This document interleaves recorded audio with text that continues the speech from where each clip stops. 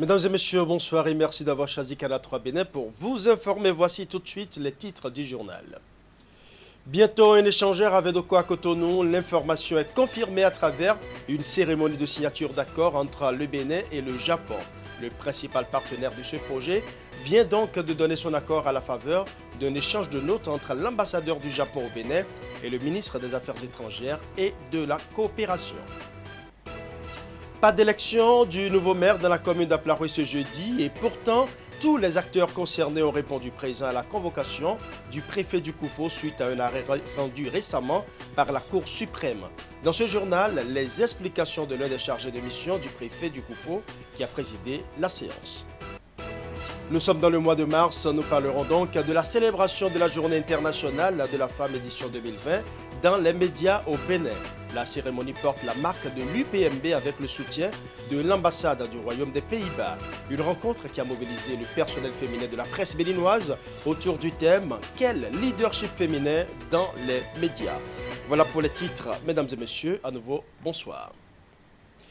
Le projet de construction d'un échangeur à Vedoko à Cotonou commence par prendre corps. Le Japon, principal partenaire du Bénin pour la réalisation de ce projet, vient de donner son accord. C'est à la faveur d'un échange de notes entre l'ambassadeur du Japon au Bénin et le ministre des Affaires étrangères et de la coopération. Suivant.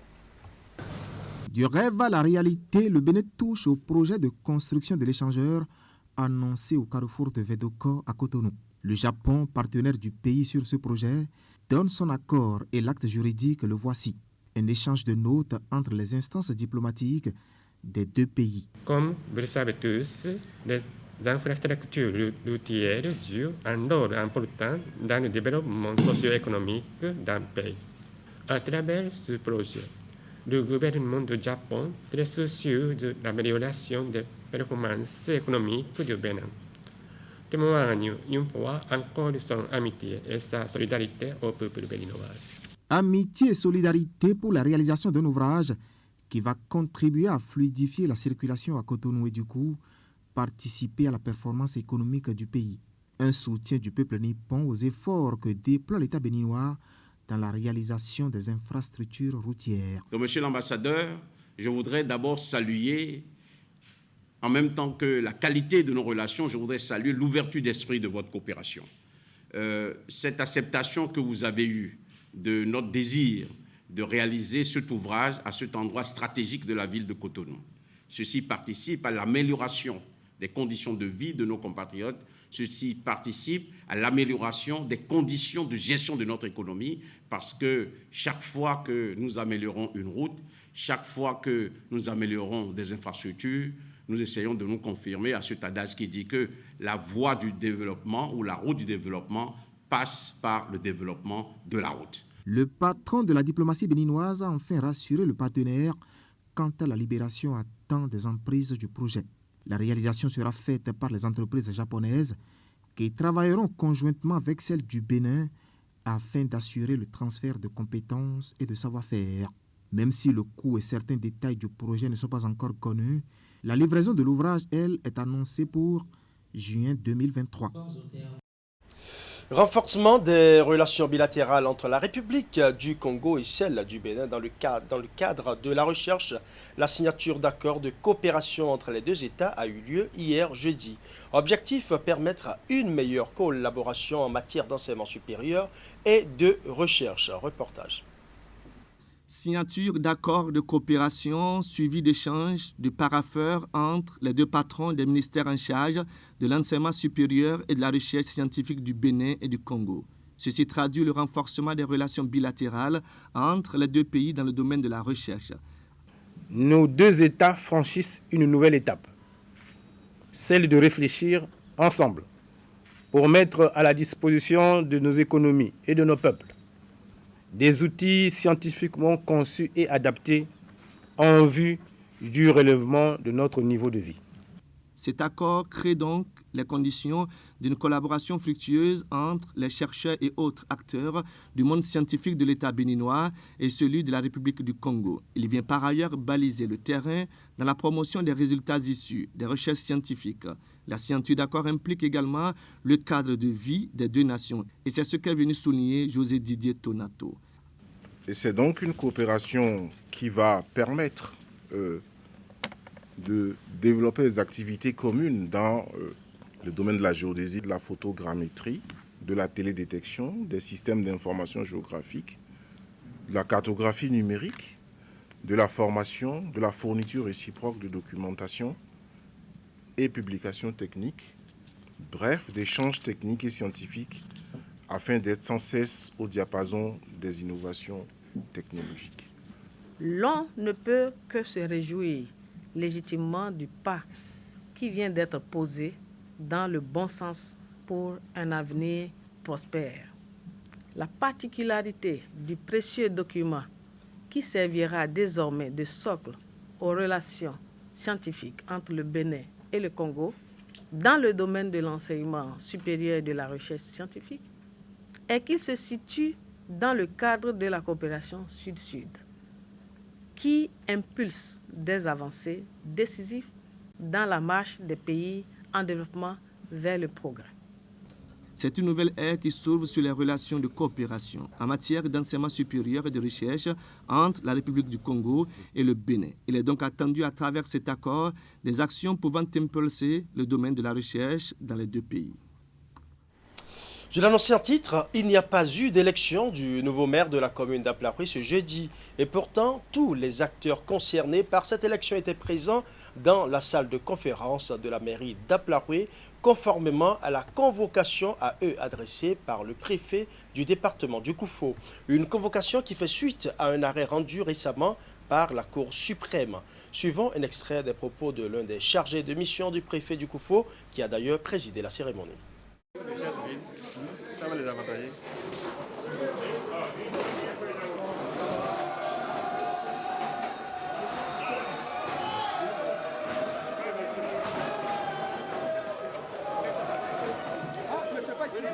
Vous avez suivi comme nous. Vous avez suivi dès notre arrivée. La salle a été minée. Vous avez vu les 4 semaines qu'on a observé. Vous avez vu tout ce que les gens ont mis pour nous empêcher d'accéder à la salle. Mais nous avons, avec notre détermination, accédé à la salle. Nous avons conduit la séance avec méthode. Nous avons souhaité la paix, mais les conseillers dans l'ensemble ont continué avec les menaces. Les conseillers ne nous ont pas permis de faire appliquer les tests. L'installation du présidium même a été rendue impossible. Et la séance, en raison de tout cela, et en vertu des pouvoirs qui nous sont conférés, nous avons suspendu. Et ce, jusqu'à nouvel ordre. La paix va revenir. Je vous remercie. Doit-on noter par là que la préfecture a failli à sa mission? La préfecture n'a nullement failli à sa mission. La préfecture a scrupuleusement respecté la règle de la Cour. Le préfet du Koufo a convoqué les conseils communaux d'Aplaroué. Et vous avez vu, ils sont tous arrivés. Mais ils sont animés de mauvaises intentions. Dans l'ensemble, tout bord confondu, il revient à chacun d'apprécier. La préfecture est toujours disposée à conduire ce processus à terme. Je vous remercie. Quel est le sujet d'achoppement des deux camps? Qu'est-ce qui divise les deux camps? Vous savez que la loi 2019-43 du 13 novembre 2019 portant code électoral, le code en vigueur en République du Bénin actuellement, en son article 189, dispose en son alinéa 2 que le candidat au poste du maire ou d'adjoint au maire est présenté par le parti majoritaire. C'est ce qui fait la forme de discorde au sein des conseils communaux d'Aplaroué. Ils ne se sont pas entendus. Le préfet du Koufo a reçu de la part de l'Union fait la Nation, parti majoritaire représenté au sein du conseil communal d'Aplaroué. Je le dis parce qu'à l'issue des élections communales de 2015, l'UN a eu 17 conseillers sur les 25. Et donc 17 lui donnent la majorité. Et conformément au code électoral en vigueur en République du Bénin, l'UN a présenté la candidature de Sylvain Darouet. Ce que les conseils qui ne disent pas le même langage n'ont pas accepté. Nous ne sommes pas compétents pour interpréter la loi. Ce n'est pas de notre domaine de compétence. Les juridictions en la matière sont dans le pays. Et nous allons revenir. Et nous espérons que la paix va revenir. Merci beaucoup. À la suite du chargé de mission du préfet du Koufo, nous allons également suivre un extrait des propos de deux des conseillers communaux d'Aplaroué, tête de pont des deux camps protagonistes. Ce sont des propos recueillis par Geoffroy Messan. Suivant. Vous avez tout suivi avec nous, du début jusqu'à la fin. Et c'est simplement déplorable qu'une équipe préfectorale qui est venue pour conduire une élection se trompe totalement de son rôle pour se substituer au présidium, refuse de mettre sur pied le présidium qui doit diriger l'élection.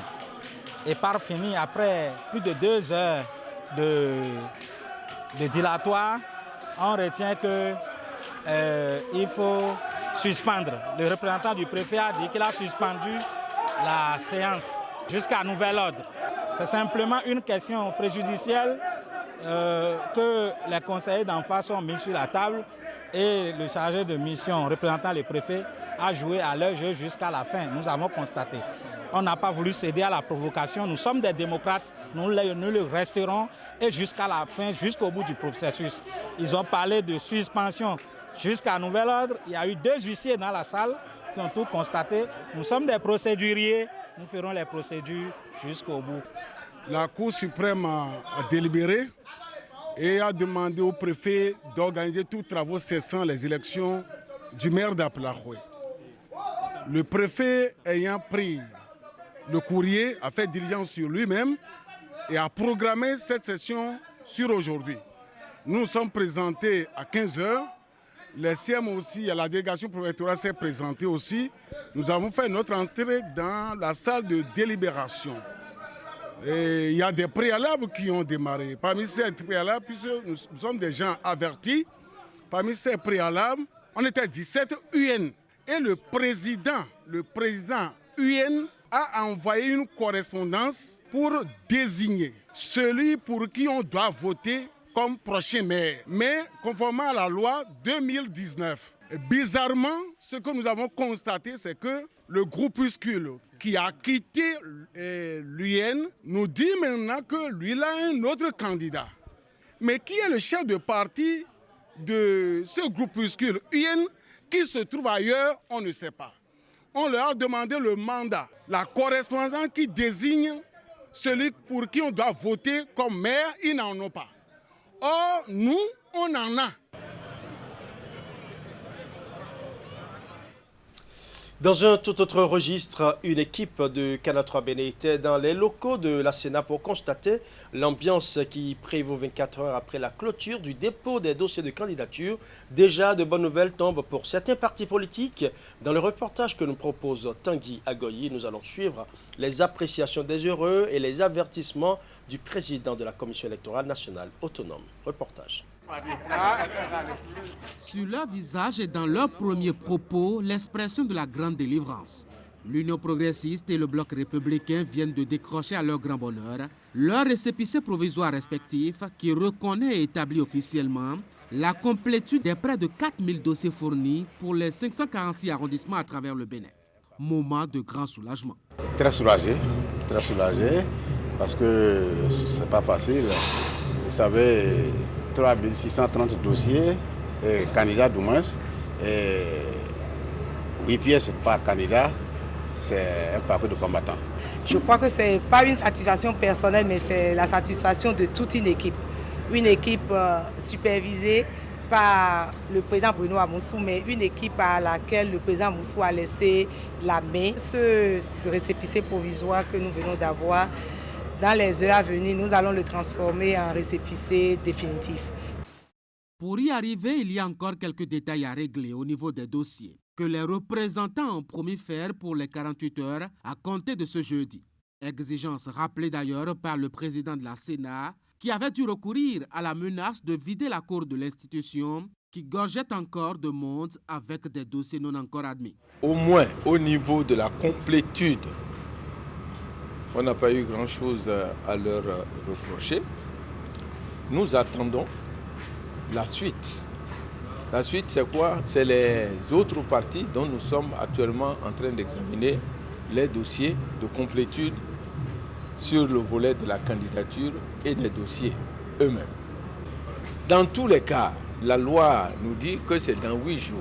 Dans 8 jours, on aura tout fini et ils auront 3 jours pour essayer, comme on dit, d'arranger les pièces qui comportent des insuffisances. Par terre, dans la cour de l'institution, des piles de dossiers qui traînent encore, pendant que d'autres passent leur examen avec les membres de la structure chargés de contrôler les pièces. Mais pour la plupart, on reste serein quand bien même l'ultimatum est passé. Le secrétaire général et le trésorier général du parti sont actuellement en train de plancher devant la commission de la Sénat qui étudie les dossiers. Et vous savez que vous nous voyez, nous sommes sereins. Nous ne faisons pas comme les autres qui sont arrivés ici, travailler d'hier à aujourd'hui comme si la date limite du dépôt des dossiers est le 12 mars 2020. Je pense que c'est une violation de la loi. Très confiant, nous sommes sereins. Nous sommes sereins. D'ailleurs, je t'ai dit que tout à l'heure, nous avons reçu des témoignages de la part de ceux qui sont sur nos dossiers. Après le PAD, je crois qu'ils vont nous recevoir. Vous avez espoir? Bon, on se nourrit d'espoir, nous autres. Ils sont encore 7 partis politiques à subir le contrôle, tenant entre pression et lassitude. Des équipes et autres états-majors de partis politiques ont dû passer la nuit sur place pour être sûrs d'être au rendez-vous du 17 mai prochain. Il faut préciser que le processus de vérification des dossiers fournis par les partis politiques se poursuit à la Commission électorale nationale autonome. D'autres partis comme l'FCBE ont également reçu leur récépissé provisoire. Certainement que d'autres finiront par recevoir également leur récépissé. De toute façon, le processus se poursuit. Loin de la Sénat, l'Agence des services et systèmes d'information a présenté la dématérialisation de la délivrance du permis de construire aux acteurs du secteur privé ce mercredi à Cotonou. La réforme permet en termes de coûts et de procédures d'alléger l'accès à cette pièce administrative à différentes catégories de personnes, notamment les investisseurs, afin d'améliorer le climat des affaires en République du Bénin. Reportage. Le deuxième meilleur indicateur du Bénin après la création d'entreprises dans le classement Doing Business 2020 fait l'objet ici d'un dialogue entre les acteurs étatiques et le secteur privé. Il s'agit de l'obtention du permis de construire structurellement dématérialisé pour améliorer le climat des affaires dans le pays. On ira encore beaucoup plus loin. C'est-à-dire que quand je dis qu'on ira beaucoup plus loin, après on permettra à des personnes qui analysent le dossier, qui aujourd'hui doivent se réunir sur une commission, depuis chez eux, de pouvoir ouvrir le dossier sur leur ordinateur, de pouvoir opiner et de pouvoir avoir ce qu'on appelle une espèce de ramasse-miettes des différentes opinions pour pouvoir donner leur avis sur le permis de construire. Bon, comme vous le voyez, la révolution en marche, d'accord ? On ne peut plus aller en arrière. Un cadre d'échange où l'État, après avoir soigneusement préparé ses données en termes d'innovation, expose devant les chefs d'entreprise pour les rassurer d'une marche irréversible en ce qui concerne la facilité d'accéder aux permis de construire et aux autorisations connexes. L'Ordre des architectes, acteurs clés du processus de changement, apprécie ce qui va réellement changer. Vous avez entendu dire que désormais, pour déposer les pièces, vous n'avez plus besoin de la légalisation des titres de propriété. Vous n'avez plus besoin de payer autres frais à l'architecte que vous avez dès lors que vous vous entendez sur ses honoraires au départ. Parce que tous ces lignes étaient dans le dossier qu'il fallait déposer. Maintenant, nous avons également la suppression des frais au niveau du raccordement à la SONEM. Postuler et se voir délivrer son permis de construire en ligne en l'espace de 2 semaines. Inimaginable il y a quelques années au Bénin vu le nombre de services administratifs impliqués dans les procédures. En Afrique subsaharienne, il s'agit là de l'une des plus grandes avancées des systèmes d'information et du numérique qui a porté le Bénin au premier rang dans la délivrance réformée du permis de construire.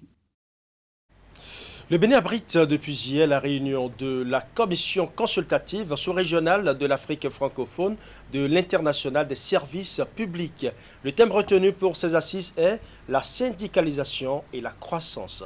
La cérémonie d'ouverture des travaux a eu lieu ce jeudi à Godomé dans la commune d'Abomey-Calavi. Reportage.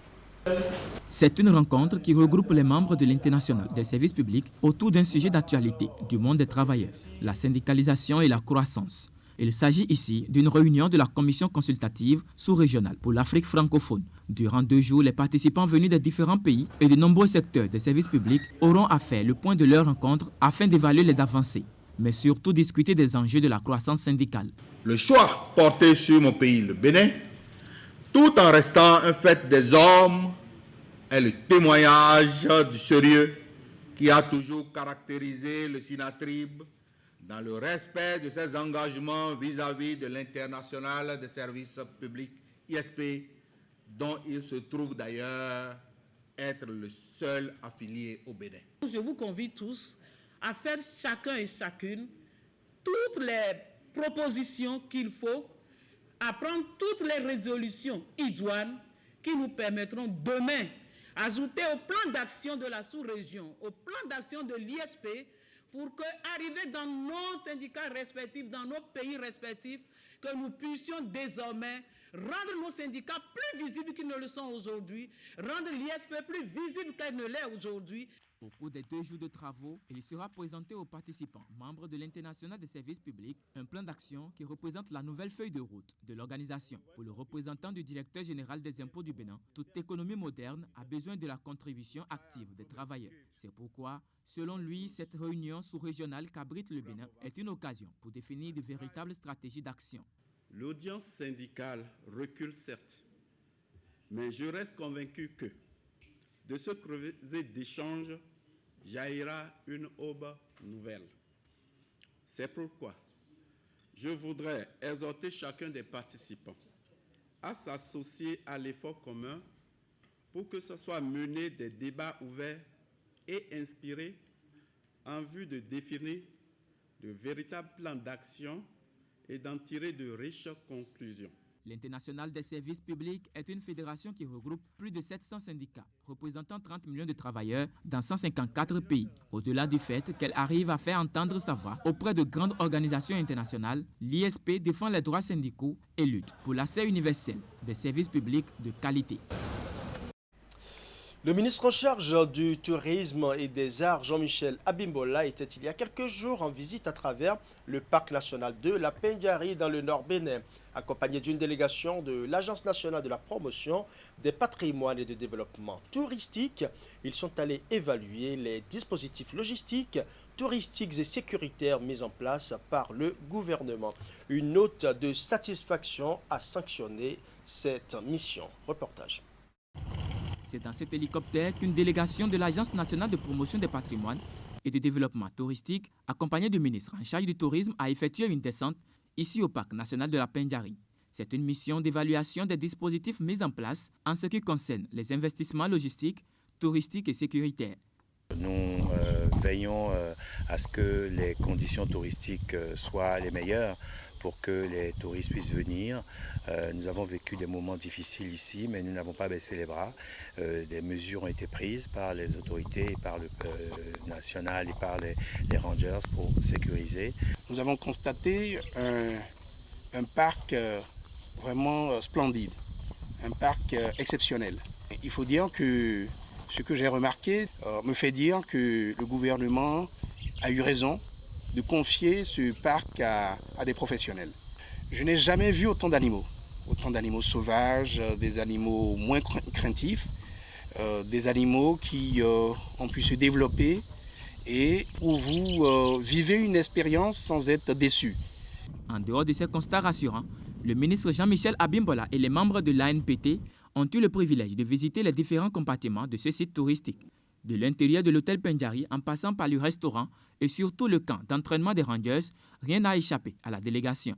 Je dois remarquer également que nous avons eu la possibilité de constater le déploiement des Rangers qui ont une formation vraiment de militaire. Je ne suis pas un militaire, mais j'ai été impressionné par la discipline, la rigueur, par le sérieux des instructeurs internationaux qui sont ici.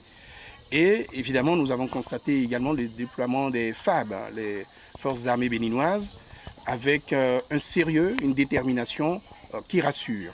Nous sentons un appui constant et régulier du gouvernement à travers les deux ministres, le ministre du Tourisme, le ministre du Cadre de vie et la direction générale de l'ANPT, qui sont toujours là pour nous aider à aller de l'avant.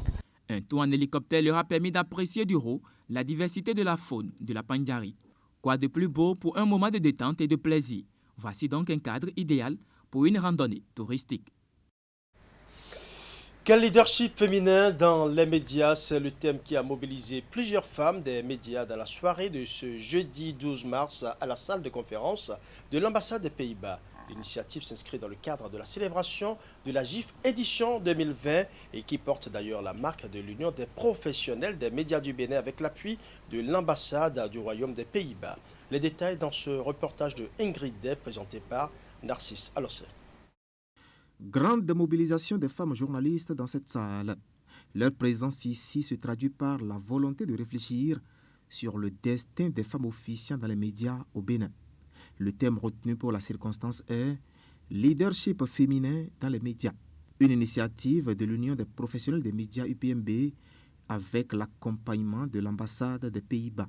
Nous ne célébrons pas la femme, mais nous réfléchissons sur les conditions de travail des femmes dans les médias.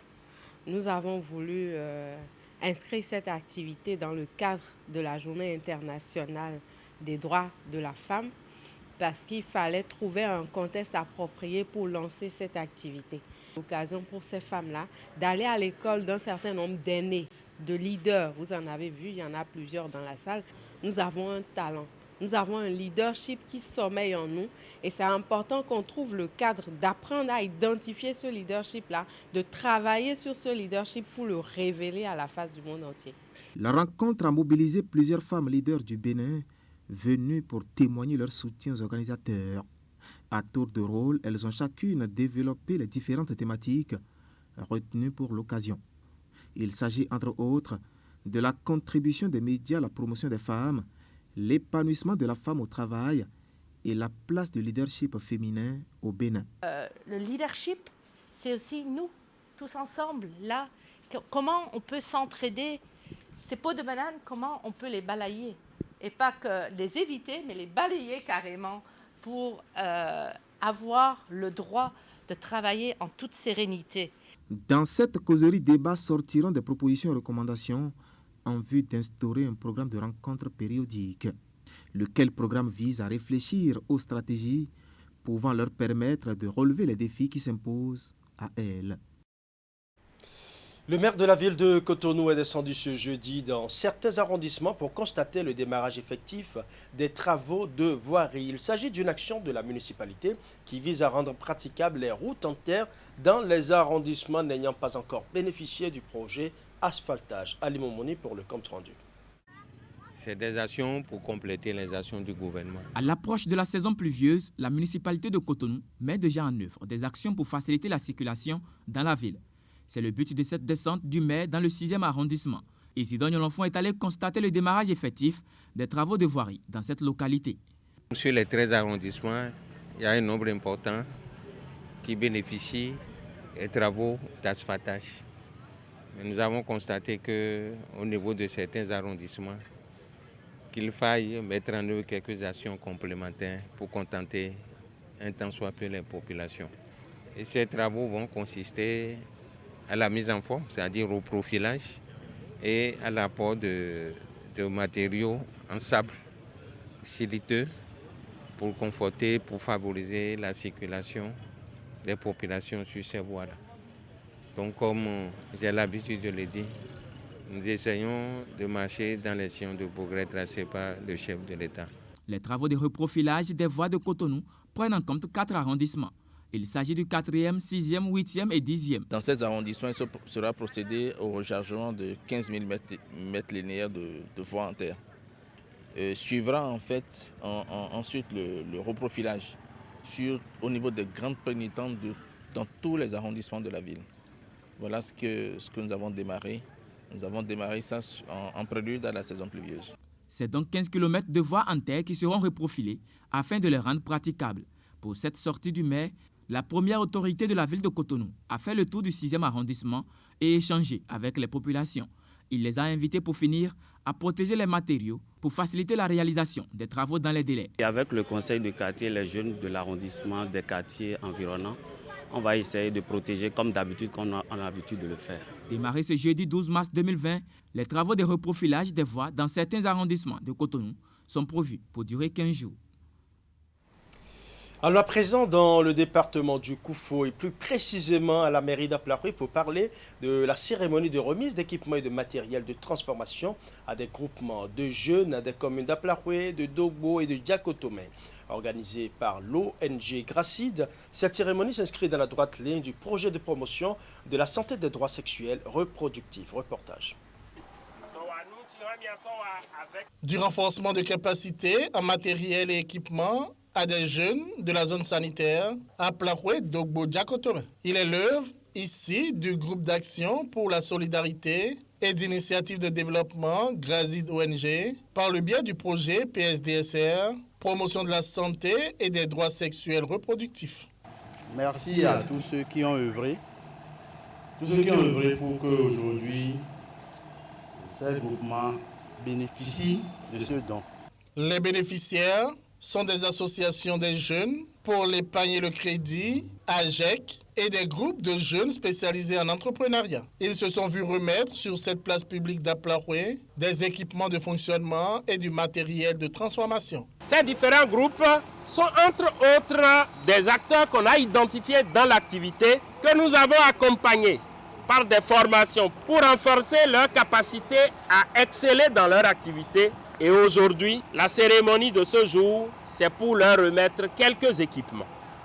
Les équipements que vous voyez dressés coûtent un ensemble de 7 274 500 francs. Le projet PSDSR est mis en œuvre par le consortium ABMS, ABPF et CARE International qui en assure le lead. Il est financé par le gouvernement du Canada et le Royaume des Pays-Bas. Le projet PSDSR vise non seulement à renforcer leurs connaissances et aptitudes en matière de la sexualité responsable, mais également œuvre à leur autonomisation économique à travers des renforcements de capacités techniques et appuis matériels de divers ordres. Les différents groupements de jeunes filles et de jeunes garçons qui viennent d'être outillés sont des creusets de promotion de bonnes pratiques en matière de sexualité dans les communes concernées. Voilà, ce sera tout pour ce journal. Merci pour votre aimable attention. Je souhaite à chacun et à tous un bon début de week-end et surtout, portez-vous bien.